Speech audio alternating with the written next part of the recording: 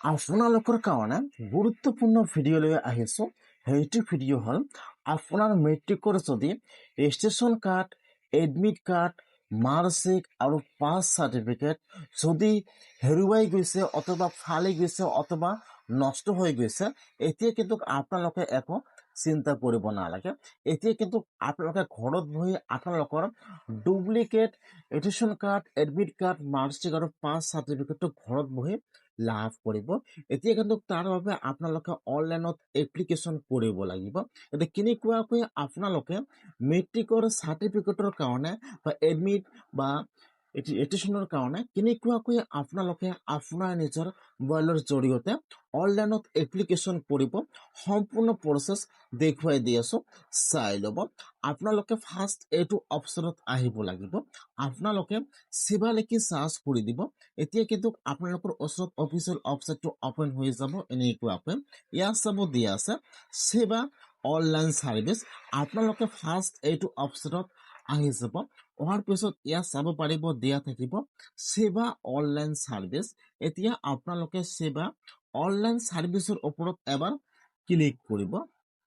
যদি আপোনালোকে মোবাইলত কৰি আছে তেনেহ'লে আপোনালোকে ফাৰ্ষ্ট ইয়াত আপোনাৰ ব্ৰাউজাৰটো ডেস্কটপ চাইড কৰি ল'ব। এতিয়া আপোনালোকে ইয়াত সেৱা অনলাইন চাৰ্ভিচৰ ওপৰত ক্লিক কৰিব। যেতিয়া আপোনালোকে সেইটো চাৰ্ভিচৰ ওপৰত ক্লিক কৰিব, এতিয়া কিন্তু আপোনালোকৰ ওচৰত আৰু এটা অফিচিয়েল ৱেবছাইটটো অপেন হৈ যাব। এনেকুৱাকৈ ইয়াত চাব আপোনালোকে ফাৰ্ষ্টত ক্লিক কৰিব। এতিয়া আপোনালোকৰ ওচৰত এইটো পেজ অপেন হৈ যাব। এনেকুৱাকৈ ইয়াত চাব দিয়া আছে যিহেতু আপোনালোকৰ এতিয়া ডুপ্লিকেট চাৰ্টিফিকেট হ'ব আৰু ইয়াত চাৰ্টিফিকেট চেম খালি লিখা থাকিব যে এইটো হৈছে 2 নম্বৰ বা ডুপ্লিকেট চাৰ্টিফিকেট। এতিয়া আপোনালোকৰ ওচৰত এইটো পেজ অপেন হৈ যাব। এনেকুৱাকৈ এতিয়া আপোনালোকে ইয়াত চাব 2 নম্বৰত দিয়া থাকিব ডুপ্লিকেট, অলপমান তলত আহি যাব। হোৱাৰ পিছত ইয়াত চাব পাৰিব দিয়া আছে ডুপ্লিকেট চাৰ্টিফিকেট। এতিয়া আপোনালোকে সেইটো অপশ্যনৰ ওপৰত ক্লিক কৰিব, ডুপ্লিকেট চাৰ্টিফিকেট। যেতিয়া আপোনালোকে সেইটো অপশ্যনৰ ওপৰত ক্লিক কৰিব, এতিয়া কিন্তু আপোনাৰ ওচৰত আৰু এটা নতুন পেজ ইয়াত অপেন হৈ যাব। এনেকুৱাকৈ এতিয়া আপোনালোকে অলপমান তলত আহি যাব। তলত অহাৰ পিছত ইয়াত কিছুমান গাইডলাইন দিয়া আছে। আপোনালোকে এবাৰ গাইডলাইনবোৰ সম্পূৰ্ণকৈ চাই ল'ব। তাৰপিছত অলপমান তলত আহি যাব। অহাৰ পিছত ইয়াত চাব পাৰিব দিয়া আছে এপ্লাই ফৰ ডুপ্লিকেট। এতিয়া আপোনালোকে সেইটো অপশ্যনৰ ওপৰত ক্লিক কৰিব, এপ্লাই ফৰ ডুপ্লিকেট। যেতিয়া আপোনালোকে সেইটো অপশ্যনৰ ওপৰত ক্লিক কৰিব, এতিয়া কিন্তু আপোনাৰ ওচৰত ফৰ্মটো অপেন হৈ যাব। এনেকুৱাকৈ এতিয়া আপোনালোকে ফৰ্মটো সম্পূৰ্ণকৈ ফিল আপ কৰিব লাগিব। ফাৰ্ষ্ট চাব ইয়াত দিয়া আছে নেম অফ কেণ্ডিডেট। ফাৰ্ষ্ট আপোনালোকৰ ইয়াত আপোনাৰ ফুল নেমটো বহাই দিব। তাৰপিছত যিটো আপোনালোকৰ ডেট অফ বাৰ্থ আছে ইয়াত আপোনালোকৰ ডেট অফ বাৰ্থটো বহাই দিব। তাৰপিছত ইয়াত আপোনালোকৰ ফাদাৰ্ছ নেম বহাই দিব, মাদাৰ্ছ নেম বহাই দিব। তাৰপিছত ইয়াত চাব দিয়া আছে ইয়াৰ অফ ৰেজিষ্ট্ৰেশ্যন। এতিয়া আপোনালোকৰ কিমান চনত ৰেজিষ্ট্ৰেশ্যন হৈছে আপোনালোকে ফাৰ্ষ্ট ইয়াত চনটো চিলেক্ট কৰি লৈ ল'ব। ইয়াত চাব চন দিয়া আছে। আপোনালোকৰ যিমান চনত ৰেজিষ্ট্ৰেশ্যন হৈছে আপোনালোকে ফাৰ্ষ্ট চনটো চিলেক্ট কৰি লৈ ল'ব। তাৰপিছত যিটো আপোনালোকৰ ৰেজিষ্ট্ৰেশ্যন নম্বৰ আছে ইয়াত নম্বৰটো বহাই দিব। তাৰপিছত আপোনালোকে মেট্ৰিক কিমান চনত পাছ কৰিছে আপোনালোকে ইয়াত চনটো চিলেক্ট কৰি ল'ব লাগিব যে মই ইমান চনত মেট্ৰিক পাছ কৰিছোঁ। তাৰপিছত ইয়াত আপোনালোকৰ ৰোল ফাৰ্ষ্ট ইয়াত ৰোলটো বহাই দিব। তাৰপিছত যিটো নম্বৰটো আছে নম্বৰটো বহাই দিব। তাৰপিছত ইয়াত দুটা অপশ্যন দিয়া আছে HSLC আৰু ASM। আপোনালোকৰ যিটো বৰ্ড হয় আপোনালোকে চিলেক্ট কৰি লৈ ল'ব। তাৰপিছত আপোনালোকে যিটো স্কুলৰ পৰা মেট্ৰিক পাছ কৰিছে বা HSLC পাছ কৰিছে আপোনালোকে ইয়াত স্কুলৰ নামটো বহাই দিব লাগিব। তাৰপিছত ইয়াত চাব দি আছে স্কুলৰ ডিষ্ট্ৰিক্ট। এতিয়া আপোনালোকৰ স্কুলটো কোনটো ডিষ্ট্ৰিক্টত আছে আপোনালোকে ইয়াত ফাৰ্ষ্ট স্কুলৰ ডিষ্ট্ৰিক্টৰ নামটো চিলেক্ট কৰি লৈ ল'ব। তাৰপিছত যিটো আপোনালোকৰ ডিষ্ট্ৰিক্টৰ নামটো চিলেক্ট কৰি লৈ ল'ব। ইয়াত চাব দি আছে আপলোড স্কেনাৰ কপি। এতিয়া কিন্তু আপোনালোকে ইয়াত এটা পুলিচ FIR ইয়াত ডাউনলোড কৰিব লাগিব। আপোনালোকে ফাৰ্ষ্ট থানাত যাব, থানাত যাই আপোনালোকে এটা এপ্লিকেশ্যন দিব যে মোৰ এইবিলাক ডকুমেণ্ট হেৰুৱাই গৈছে।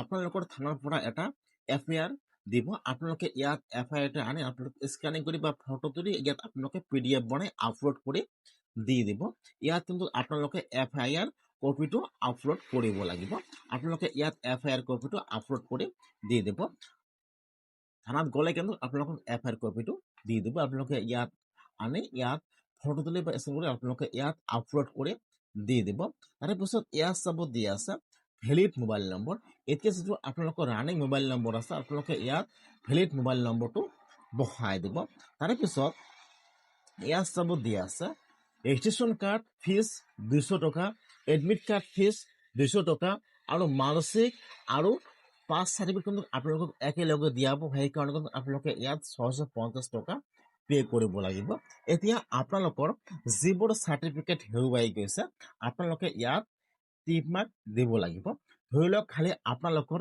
ৰেজিষ্ট্ৰেশ্যন কাৰ্ডটো হেৰুৱাই গৈছে আপোনালোকে ইয়াত খালি টিপ মাৰ্ক খালি আপোনালোকে ইয়াত 200 টকা পে কৰিব লাগিব আৰু যদি আপোনালোকৰ একেলগে সকলো ডকুমেণ্ট হেৰুৱাই গৈছে তেনেহ'লে কিন্তু আপোনালোকে ইয়াত সকলোতে টিপ মাৰ্ক দিব লাগিব আৰু ইয়াত 1050 টকা পে কৰিব লাগিব যদি আপোনালোকৰ এডমিট কাৰ্ড অথবা যিকোনো ডকুমেণ্ট এটা হেৰুৱাই গৈছে আপোনালোকে ইয়াত টিপ মাৰ্ক দি দিব আপোনালোকৰ যিবোৰ ডকুমেণ্ট হেৰুৱাই গৈছে আপোনালোকে ইয়াত টিপ মাৰ্ক দি দিব এখন ফিজটো দেখিলে আপোনালোকৰ ইমান টকা ফিজ পে কৰিব লাগিব ইয়াত চাব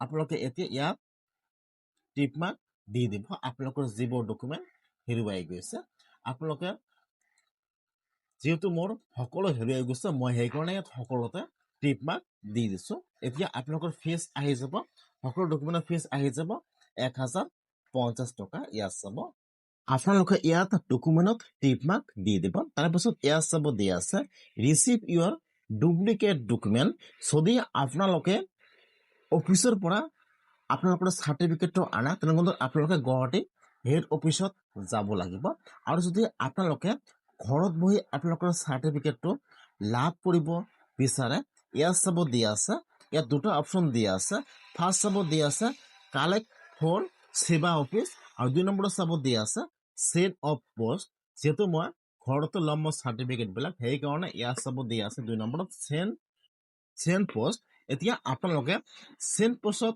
টিপ মাৰ্ক দিব এতিয়া যেটো আপোনালোকৰ ফুল এড্ৰেছটো আছে আপোনালোকে ইয়াত আপোনালোকৰ ফুল এড্ৰেছটো বহাই দিব বা আপোনালোকৰ যেটো পোষ্টত আপোনালোকৰ চাৰ্টিফিকেটটো আহিব আপোনালোকে ইয়াত আপোনালোকৰ ফুল এড্ৰেছটো ইয়াত বহাই দিব আপোনাৰ গাঁৱৰ নাম পোষ্ট অফিচৰ পিন কোড ষ্টেট নাম সিলেক্ট কৰি লৈ ল'ব তাৰপিছত ইয়াত আপোনালোকৰ ডিষ্ট্ৰিক্টৰ নামটো সিলেক্ট কৰি লৈ ল'ব তাৰপিছত আপোনালোকে কন্টাক্ট নম্বৰটো বহাই দিব ইয়াত আপোনালোকৰ ফুল এড্ৰেছটো বহাই দিব আপোনালোকৰ এড্ৰেছত পোষ্টত আপোনালোকৰ চাৰ্টিফিকেটটো সেন্ড কৰি দি দিব আপোনালোকে ইয়াত এড্ৰেছটো বহাই দি ইয়াত চাব দি আছে প্ৰচেছ টু নেক্সট এতিয়া আপোনালোকে প্ৰচেছৰ ওপৰত ক্লিক কৰিব এতিয়া আপোনালোকৰ যিমান টকা ফিজ আছে আপোনালোকে ফিজটো পে কৰি দি দিব লগতে কিন্তু আপোনালোকৰ চাৰ্টিফিকেটটো ঘৰত আহিছে মাত্ৰ কিন্তু 10 দিনৰ পৰা 12 দিনৰ ভিতৰত আপোনালোকৰ চাৰ্টিফিকেটটো ঘৰত আহি যাব